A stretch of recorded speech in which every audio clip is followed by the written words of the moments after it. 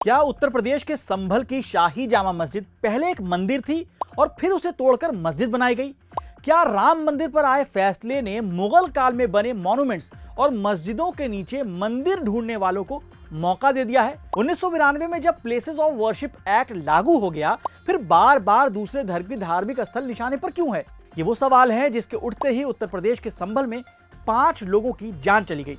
हाँ, ये अलग बात है कि अब इस देश में जिंदगी इतनी सस्ती हो गई है कि किसी को किसी की मौत से कोई फर्क नहीं पड़ता। कुछ लोग कहेंगे कि मरने वाले उपद्रवी थे, कुछ लोगों का आरोप है कि पुलिस ने गोली चलाई।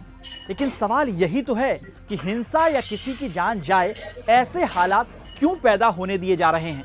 इस वीडियो में आपको बताएंगे कि क्यों मस्जिद को बचाने वाले बार बार प्लेसेस ऑफ वर्शिप एक्ट की बात करते हैं और ये है क्या, और किसकी वजह से मस्जिद के नीचे मंदिर खोजो अभियान को हवा मिली है, और इस तरह के हिंसा में हर मौत के बाद पुलिस कौन सी थ्योरी का सहारा लेती है।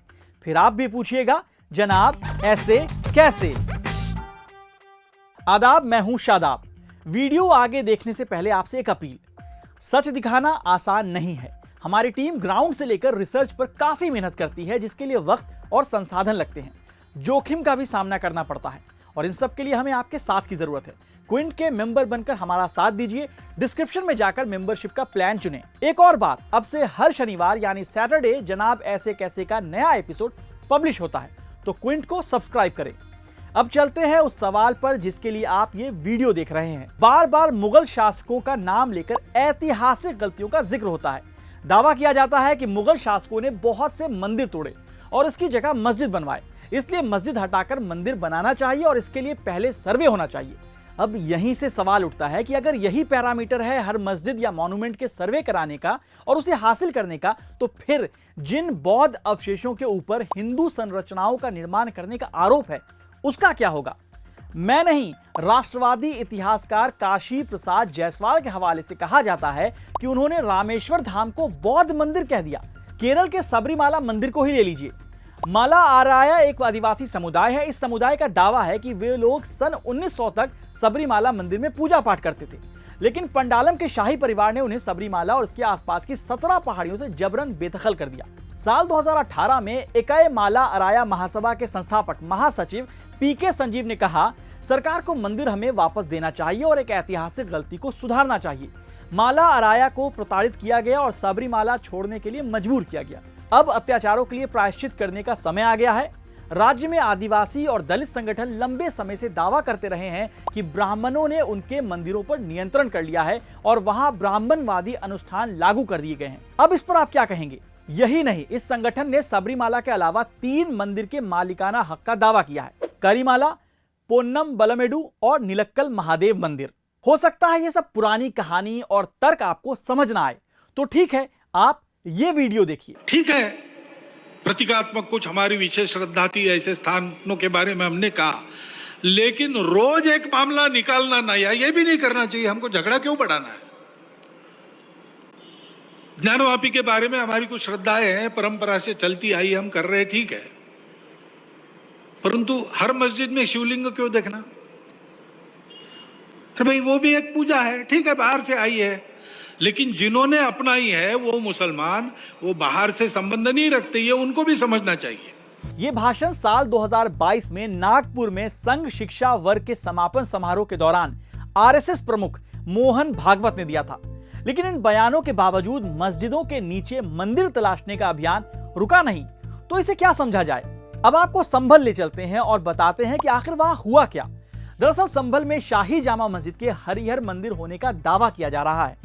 इस मामले में 19 नवंबर 2024 को संभल के सिविल कोर्ट में 8 लोगों ने याचिका दायर की। ठीक उसी दिन संभल के चंदौसी में सिविल जज मतलब सीनियर डिवीजन आदित्य सिंह की अदालत ने आदेश दिया कि मस्जिद का सर्वे होगा। फिर क्या था, कोर्ट के आदेश के कुछ ही घंटों में एडवोकेट कमिश्नर की टीम मस्जिद का सर्वे करने पहुंच गई। यहां एक बात बता दें कि मस्जिद कमेटी का दावा है कि उन्हें इस फैसले की खबर तक नहीं थी। ऐसा क्यों किया गया? क्यों नहीं इन्हें सर्वे के आदेश के खिलाफ अपर कोर्ट जाने का वक्त दिया गया? इतनी जल्दी क्यों थी?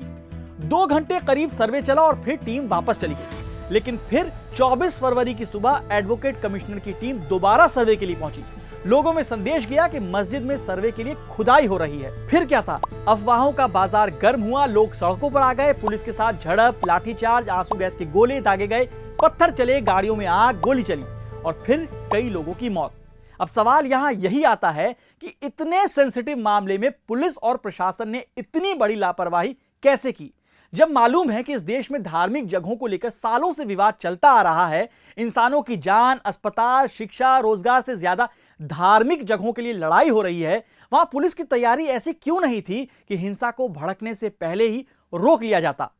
अब आते हैं उस पॉइंट पर जिसका दावा किया जा रहा है, हरिहर मंदिर। जिला अदालत में 8 लोगों ने याचिका दायर की है। उसमें दावा किया गया है कि संभल शहर के बीचों बीच भगवान कल्की का समर्पित एक सदियों पुराना श्री हरिहर मंदिर है, जिसका जामा मस्जिद समिति द्वारा जबरन और गैर कानूनी तरीके से इस्तेमाल किया जा रहा है। साथ ही यह भी कहा गया कि यह property ancient monument preservation act 1958 के तहत प्रोटेक्टेड मॉन्यूमेंट है और इस एक्ट की धारा 18 के तहत जनता को संरक्षित स्मारक तक पहुंच का अधिकार है। अब यहां निकल कर आती है 2 बात। एक तो यह कि क्या शाही जामा मस्जिद हरिहर मंदिर था, दूसरा यह कि इसे एएसआई की वेबसाइट पर राष्ट्रीय महत्व यानी नेशनल इंपॉर्टेंस का स्मारक घोषित किया गया है। तो क्या एएसआई के प्रोटेक्टेड मॉन्यूमेंट्स में पूजा या इबादत नहीं कर सकते हैं? और अगर किसी एक धर्म की पूजा होती है तो दूसरे की भी होनी चाहिए या वो पूजा स्थल सबके लिए होगा? पहले हम दूसरे सवाल का जवाब ढूंढते हैं। दिसंबर 2023 में एक संसदीय पैनल ने सरकार को धार्मिक महत्व वाले प्रोटेक्टेड मॉन्यूमेंट्स पर पूजा अर्चना की इजाजत देने की संभावना तलाशने की सिफारिश की थी। इसकी रिपोर्ट संसद के दोनों सदनों में रखी गई थी। हालांकि एएसआई के नियमों के मुताबिक कई स्मारकों पर पूजा और अनुष्ठान की इजाजत है, लेकिन यह तब हो सकता है जब एएसआई ने उस प्रॉपर्टी का अधिग्रहण किया हो, तब उस वक्त वो परंपराएं उस जगह चल रही हों। यही बात अपने जवाब में मिनिस्ट्री ऑफ कल्चर ने भी कही थी। यही वजह है कि आगरा के ताजमहल में जुमे की नमाज होती है। इसके अलावा नोटेबल लिविंग मॉन्यूमेंट्स में कन्नौज में मस्जिदें, मेरठ में रोमन कैथोलिक चर्च, दिल्ली के हौस खास गांव में नीला मस्जिद और लद्दाख में कई बौद्ध मठ शामिल हैं। यहाँ भी यही सवाल है कि क्या राष्ट्रीय महत्व के धार्मिक स्थल पर भी दूसरे धर्म के लोगों का अधिकार होगा?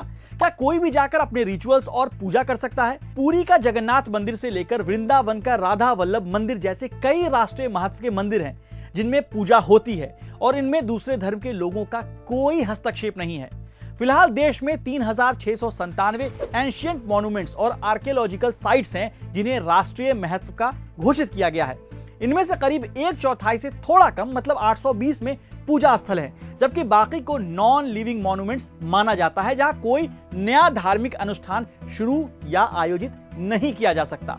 जिन जगहों पर पूजा स्थल है उनमें मंदिर, मस्जिद, दरगाह और चर्च शामिल हैं। अब आते हैं पहले सवाल पर कि क्या शाही जामा मस्जिद हरिहर मंदिर था? इसके जवाब में मुस्लिम पक्ष का तर्क है 1991 का places of worship act. Ram मंदिर आंदोलन को देखते हुए 1991 में प्लेसेस ऑफ वर्शिप एक्ट पारित किया गया था। तब केंद्र में कांग्रेस की सरकार थी। इस एक्ट के मुताबिक 15 अगस्त 1947 से पहले अस्तित्व में आए किसी भी धर्म के पूजा स्थल को किसी दूसरे धर्म के पूजा स्थल में नहीं बदला जा सकता है और अगर कोई धार्मिक स्थल से छेड़छाड़ कर उसका मूल स्वरूप बदलना चाहे तो उसे 3 साल की कैद और जुर्माना हो सकता है। लेकिन यहाँ एक पेच है। इस एक्ट में एक बात कही गई है कि प्लेसेस ऑफ वर्शिप एक्ट प्राचीन और ऐतिहासिक स्मारक या ancient monuments and archaeological sites and remains act 1958 के तहत संरक्षित किसी भी धार्मिक संरचना पर लागू नहीं होगा। अब यही सवाल आता है कि फिर देश की निचली अदालतें बार बार प्लेसेस ऑफ वर्शिप एक्ट को भुला क्यों रही हैं, जबकि राम मंदिर बाबरी मस्जिद विवाद के फैसले में इस एक्ट को देश को जोड़ने वाला बताया गया था। तब अदालत ने कहा था पूजा स्थल अधिनियम संविधान के मूलभूत मूल्यों की रक्षा और सुरक्षा करता है। सेकुलरिज्म की बात हुई थी, लेकिन राम मंदिर फैसले के कुछ वक्त बाद ही मथुरा, काशी और अब संभल की शाही जामा मस्जिद पर विवाद शुरू हो गया। ऐसा क्यों? अब इन सब बातों के पीछे एक नाम है जिसकी चर्चा हो रही है। वो है पूर्व chief justice of India DY Chandrachud. इन पर आरोप है कि इनकी एक मौखिक टिप्पणी यानी कि फैसला नहीं सिर्फ बात ने बहुत से मुद्दों को हवा दे दी है। मई 2022 में सुप्रीम कोर्ट में ज्ञानवापी मामले की सुनवाई के दौरान जस्टिस DY चंद्रचूड़ ने मौखिक रूप से टिप्पणी की कि प्लेसेस ऑफ वर्शिप एक्ट किसी संरचना के धार्मिक चरित्र का पता लगाने पर रोक नहीं लगाता है। मतलब यहां तर्क यह है कि भले ही 15 अगस्त 1947 से पहले अस्तित्व में आए किसी भी धर्म के पूजा स्थल को किसी दूसरे धर्म के पूजा स्थल में नहीं बदला जा सकता है, लेकिन वहां पर क्या था यह पता लगाने पर रोक नहीं है। अब सवाल यहीं पर है कि जब किसी की धार्मिक जगह से कोई छेड़छाड़ या बदलाव कर नहीं सकते, तो फिर किसी सर्वे का क्या मकसद है?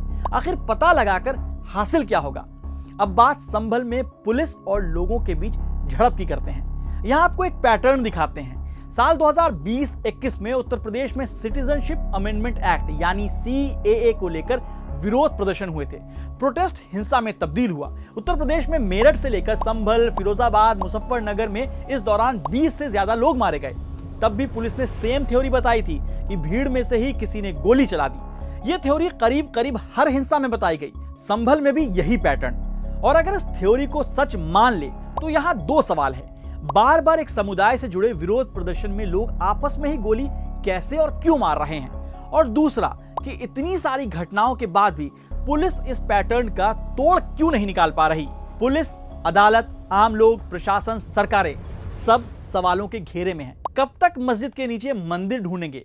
और इन मंदिर मस्जिद के विवाद से असल फायदा किसे हो रहा है? सवाल का जवाब आपको पता है तो आप भी पूछिए, जनाब ऐसे कैसे?